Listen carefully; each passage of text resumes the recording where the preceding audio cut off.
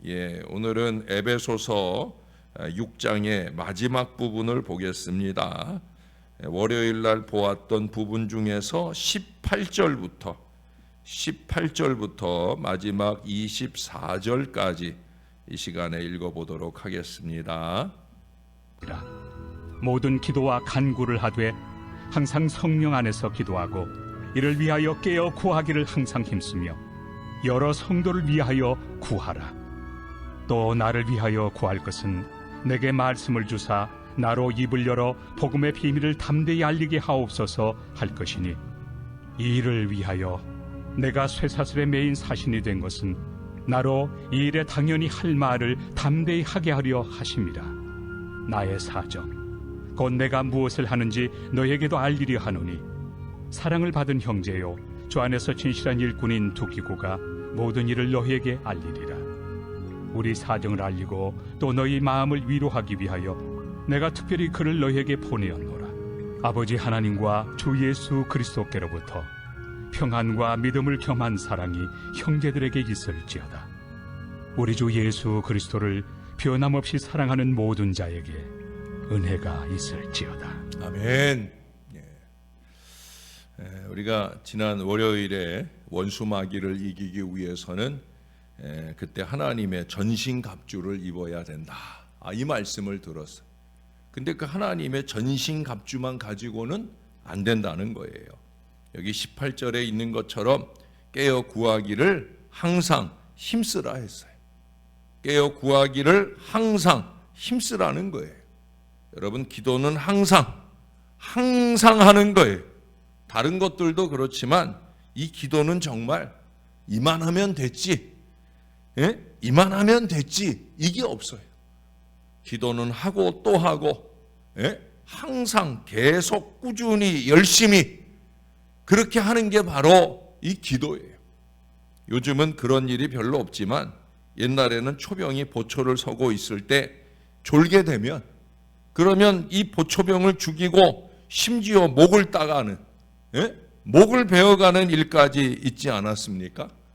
아무리 완전 무장을 하고 좋은 무기를 갖추고 있다고 할지라도 졸고 있으면 죽는 거예요. 기도하다 졸게 되면 목이 날아갈 수가 있는 거예요. 제가 신학교 들어가서 그 첫 해 여름에 이제 신학교도 갔으니까 나도 좀 영적으로 무장해야 되겠다. 제가 기도원에 갔어요. 그때 하늘산 기도원이었던지 20살 갓 되었을 때, 그때 기도원에 가가지고 집회도 열심히 참석하고, 그리고 이제 집회 틈틈이 이제 11시 집회 끝나고 나면 또 오후 또는 저녁 때 집회하기 전에 시간이 비면 그러면 이제 또 기도하러 가고, 또 밤에 집회가 끝나면 자기 전에 또 산기도 한다고 어른들이 이렇게 후라시 들고 막 이렇게 가서 기도하기에 나도 방석 들고 후라시 들고, 그땐 무슨 열심히로, 그래서 그렇게 산에 혼자 가가지고 으슥한데 한밤중에 주여 주여 부르면서 기도하는데, 뭐 저도 어린 초년병 신학생이니까 기도하다가 깜빡 졸았어요. 그러다가 깜빡 눈을 떠보니까 번쩍하는 막 커다란 짐승이 막 확 달려들려고 그러는 거예요. 그래 깜짝 놀래가지고 쫙 하면서 눈을 떠보니까 내 옆에 뒀던 후라시가 앞에 이렇게 켜가지고 저한테 후라시가 딱 켜 있는 거를, 이게 조니까 후라시가 뭘로 보였다고요? 커다란 짐승의 눈으로 보여가지고 쓸데없는 짓거리를 했다는 거 아닙니까? 제가 그때 알았어요. 기도하다 졸면 큰일 나겠다. 큰일 나겠다. 제가 그 다음부터 기도하다 조는 법이 없어요. 제가 가끔 혼자서 여러분들에게 전할 설교 준비하다가는 졸 때가 있습니다. 설교 준비하다가 쓸 때 말고 설교 써놓은 설교를 가지고 제가 자꾸 읽다 보면은 깜빡 졸을 때가 있어요. 우리 아내가 옆에 있다가 저를 많이 놀려요. 아니, 설교할 사람이 자기 설교 원고 읽으면서 졸면 설교 듣는 우리들은 어떡하냐? 그러면서 저를 놀릴 때가 있어요. 뭐 저도 뭐 사람이니까.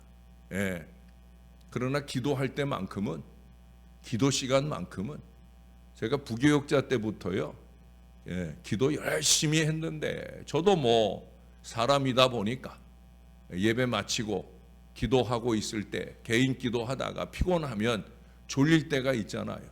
저는 그럼 그냥 올라갔어요. 엎어져서 졸고 앉고 꾸벅꾸벅 졸면서 시간을 때우는 그런 법을 저는 해본 적이 없어요. 부교육자 때도 저는 졸리면 눈치 안 보고 그냥 올라가서 잤어요. 왜? 기도 시간에 조는 건 내 영을 망치는 일이니까 절대 졸지 않았어요. 여러분, 여기 졸지 않고 깨어 있다는 말이 신앙적으로 말하면 열심히 기도한다는 거예요. 하나님의 전신갑주를 입는 것도 중요하지만 깨어 기도하는 것이 더 중요하다, 이 말이에요. 아무리 하나님의 전신갑주로 잘 무장한다고 해도 기도가 병행되지 아니하면 무장 자체가 의미가 없어진다는 거예요.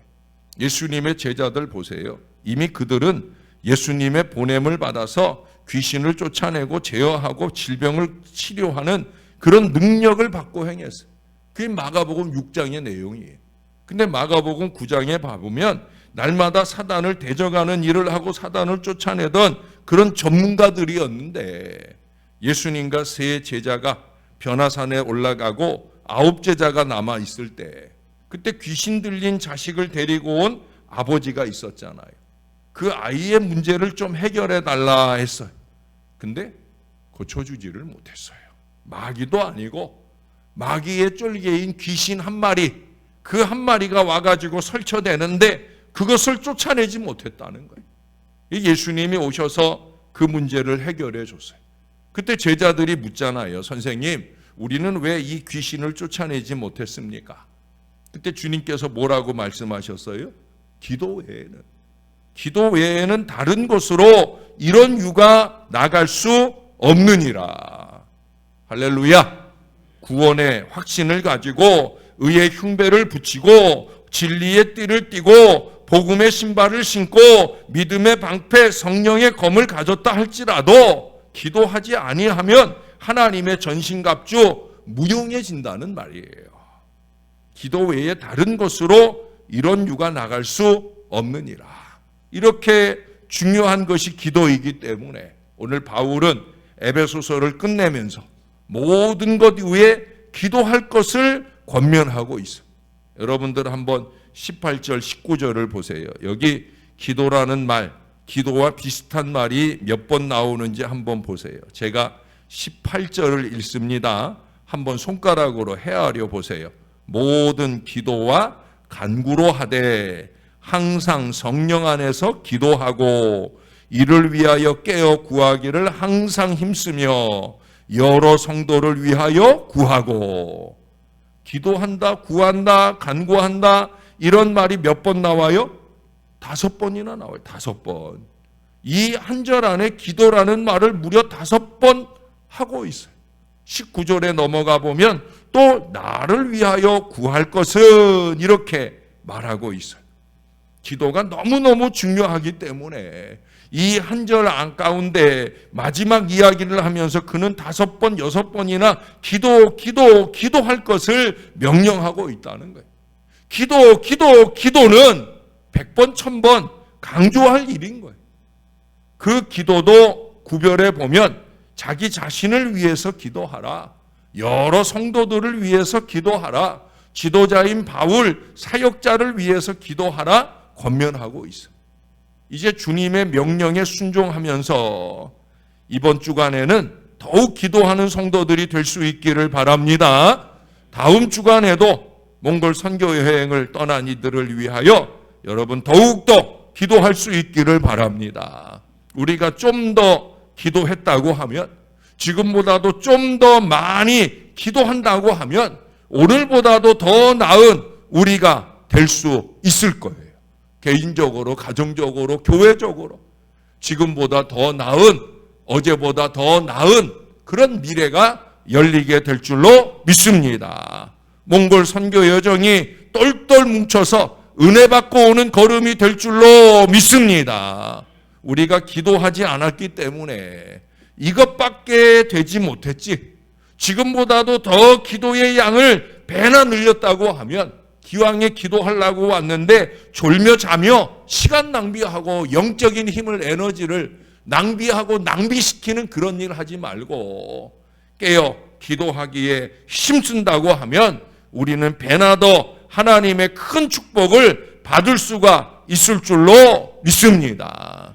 오늘 이 시간 지금까지 기도해 왔지만은 이제 더 하나님 앞에 기도하는 삶을 살아가리라 다짐할 수 있는 저와 여러분들이 되어야 할 줄로 믿습니다. 기도 자리에서 정신 바짝 차려야 되는 거예요. 왜? 기도의 현장은 영적인 싸움이에요. 우리가 기도하면 누가 역사해요? 하나님이 일하기 시작한단 말이에요. 그러면 사단이 싫어할 일을 하거든요. 그러니 기도 자리에 사단이 자꾸 오는 거예요. 왜? 어떻게 하든지 기도 못하게 하려고. 그게 사단의 앞잡이가 되면 안 된다는 거예요. 사나대 소나기에서 놀아나면 안 돼. 기도의 자리에서 사단의 소나기에서 놀아나는 사람이 어찌 그리스도 예수의 좋은 군사로 영적인 승리자가 되겠습니까? 정신 바짝 차려야 되는 거예요. 가장 극심한 영적인 전쟁터가 기도의 자리다. 잊지 말아야 됩니다. 여러분, 구약과 신약, 이 하나님의 말씀에 약속으로 가득 차 있어요. 성경이 말하는 이 약속이 뭡니까? 약속은 하나님께서 메시아를 주시겠다 하는 그 약속이 으뜸이죠. 주신 메시아를 믿기만 하면 구원받는다 하는 이 약속이 성경 전체의 제일된 주 내용을 이루는 약속입니다. 두 번째 약속은 뭘까요? 예수님께서 성령을 보내시겠다 하신 약속, 그 성령을 주시겠다 하신 이 약속인 줄로 믿습니다. 우리가 성령 충만을 받아야 되는 거예요. 그게 두 번째 약속의 실현이에요. 세 번째 약속은 뭐예요? 세 번째로 큰 약속이 뭐냐? 그것은 기도 응답의 약속이라고 말할 수 있어요. 하나님께서 연약한 우리가 이 땅에 살아가게 될 때 온갖 필요한 것이 있을 때마다 기도해라. 그러면 내가 주겠다 약속해 주셨습니다. 이 기도의 약속을 믿고 정신 바짝 차리고 기도하여서 복되게 살아갈 수 있는 성도들이 되시기를 바랍니다. 하나님께서 약속하실 때는 주시기 위해서가 아니겠어요? 하나님께서 구하라, 찾으라, 문을 두드리라, 친구가 떡을 구하듯 그렇게 구하라, 자식이 떡을 달라는데, 생선을 달라는데 돌을 주며 뱀을 줄 사람이 어디 있느냐? 악한 아버지라도, 약한 아버지라도, 악한 아버지라도 더 좋은 것을 주려고 하는데 내가 왜 좋은 것, 성령을 주지 않겠느냐? 할렐루야. 주님의 약속이에요. 정신 바짝 차리고 믿음의 기도를 쉬지 말아야 되는 거예요. 예? 하나님께서 계속해서 하시는 약속이에요. 예수님이 하나님이 아들 예수님까지 우리에게 아끼지 않고 내어주셨는데 하나님이 뭘 아끼고 안 주시겠습니까? 하나님께서 계속해서 기도하라고 약속하시는데 우리가 지금까지 기도하며 살아왔지만 기도의 양을 더 늘리고 시간을 늘리라는 게 아니에요. 졸며 자며 시간만 때우고 가라는 게 아니에요. 지금 이 중요한 얘기를 하는데도 우리가 정신 못 차리는 영혼들이 있어요. 여러분, 시간 때우고 가는 그런 기도 생활 하지 말고요. 1분 1초를 아껴서 내 간절한 소원들을 주 앞에 아뢰고 응답받는 기도의 사람들이 될 수 있기를 바랍니다. 기도의 횟수를 더 늘려서 하나님의 약속하신 이 은총을 받아 누리는 모든 성도들이 되시기를 주님의 이름으로 축원합니다. 특별히 이번 주간에는 여기 19절 말씀처럼 저를 위해서 제가 한 주간 원래 기도원 가야 되는데 또 다음 주간에 또 몽골 여정 가니까 부교육자들이 이번 주에도 제가 기도원 가면 이번 주 다음 주 계속 힘드니까 제가 이번 주에는 교회에서 말씀 준비와 기도에 집중하고 있잖아요. 그러니까 여러분들이 이번 주간에는 여기 19절 말씀처럼 저를 위해서 구해 주실 것은 제게 뭐라고요? 말씀을 주사 저로 입을 열어 복음의 비밀을 담대히 알리게 하옵소서. 이번 주에는 특별히 중요하다고 그랬잖아요. 이번 주에는 제가 설교 원고를 쓰는 거는 제가 이번에 이제 이번 주간에는 설교 원고를 쓰는 일보다는 이미 지난번에 기도원 갔을 때 이 9월 달까지의 거의 정리를 다 했어요. 이미 9월 달까지 주일 설교에 대한 본문 제목 내용들도 거의 정리를 다 했어요. 제가 요새 요한계시록 설교하잖아요. 그렇죠? 그러니 7월 달까지는 이미 설교 원고가 다 돼 있는 거예요. 8월, 9월도 다 마찬가지. 이번 주에는 제가 어떤 일을 열심히 한다고 그랬어요? 이제 몽골 가서 전할 설교를 이미 준비해 놨는데 그 원고를 열심히 읽으면서 그 말씀을 잘 전할 준비를 할 거라고 말씀을 드렸잖아요. 특별히 중요한 거예요. 20절에도 똑같은 거예요. 언제나 당연히 하반절에 뭐라고 그래요? 할 말을 담대히 하게 하려 하심이라. 여러분, 복음의 비밀을 당연히 할 말을 담대히 말하는 그런 목회자 되게. 목회자에게 이게 생명이에요.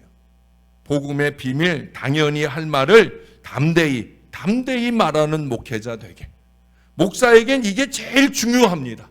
여러분 성도에게는 이게 제일 잘하는 동역이에요. 목사가 하나님 말씀 전하는데 목사님 이런 말 하지 마세요. 저런 말 하지 마세요. 여러분 그건 동역이에요? 동역 아니에요. 그건 마귀짓 하는 거예요. 마귀짓. 네, 어느 누구라도. 여기 분명히 바울이 2번에 걸쳐서 얘기하잖아요. 나로 입을 열어 복음의 비밀을 담대히 알리게 하옵소서. 나로 이 일에 당연히 할 말을 담대히 하게 하려 하심이라. 목회자는 하나님 뜻 따라 하나님 보여주시고 들려주시는 걸 그냥 말하는 거예요.